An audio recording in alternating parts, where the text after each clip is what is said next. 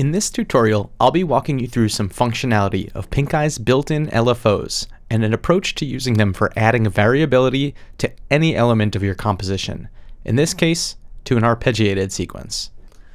Let's activate our conductor track and take a look at the instruments in our set. We have a PinkAI performer module on every track, including the drums here, the bass drum, snare, and hi-hat. PinkAI performer on a bass track. 4 performer modules on this synth pad. 4 performer modules, each with a different pitch center on this piano track. And finally, the one we'll be working with, the synth arpeggio. First we'll go to our arpeggio and ostinatos preset bank and choose 16th note arpeggio. If you've added a performer module as the conductor module is already running, you'll need to go ahead and restart the conductor, as the conductor won't recognize the instantiation of the new performer device until restarted. Click on the LFO button to expand the LFO section. Click on any of the downward triangles to visualize the LFO. Your standard arpeggio presets will oscillate from a static low to high pitch range, so we are going to use LFOs here to create a much more dynamic arpeggio that varies both its range and velocity settings over time. Selecting a parameter from the dropdown will automatically cause that parameter to start to oscillate according to the settings in the next columns. As we change the LFO type, you can see the grayed out parameter move according to the same patterns as shown on the visualized LFO. As with most LFOs, you can change from a fixed hertz or number of times per second to synchronizing to Live's internal tempo. Adjusting your phase will change the starting position of the given LFO every time you restart the conductor. Here I'm going to reduce my rate quite a bit so that it only oscillates 0.02 times per second, or roughly once every 50 seconds.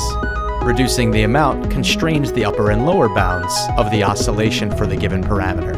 And finally, offset moves that range that was determined by the amount up and down within the parameter's bounds.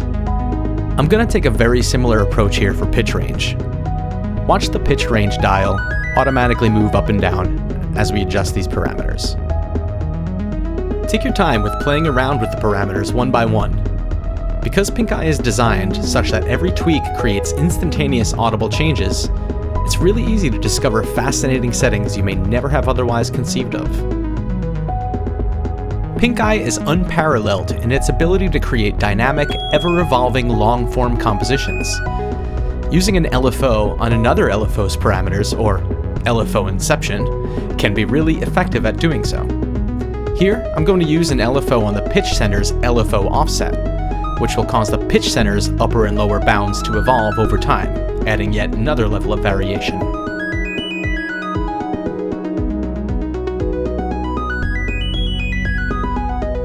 The last bit of variation I want to add to this arpeggio is to the velocity. I don't think I want the arpeggio to have the same level of presence throughout the entire length of playback, so I'm going to use an LFO to adjust the default, accent 1, and accent 2 velocities. I'll do these in LFOs 4, 5, and 6 respectively, and adjust some of the parameters before I cause the LFOs to begin.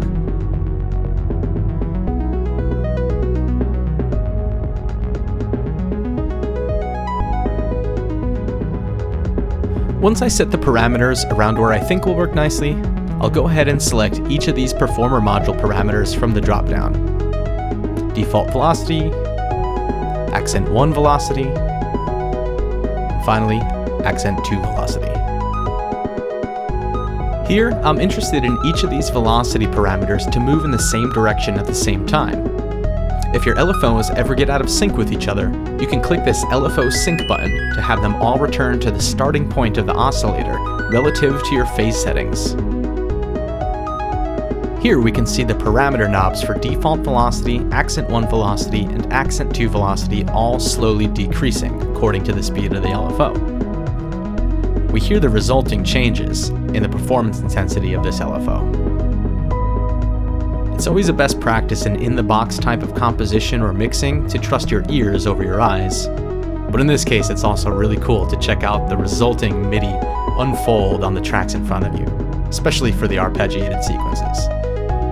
Thanks for watching this tutorial, and be sure to subscribe to our channel to stay on top of our latest tutorials, our live stream Shut Eye Sunday series, and our upcoming Shorts series.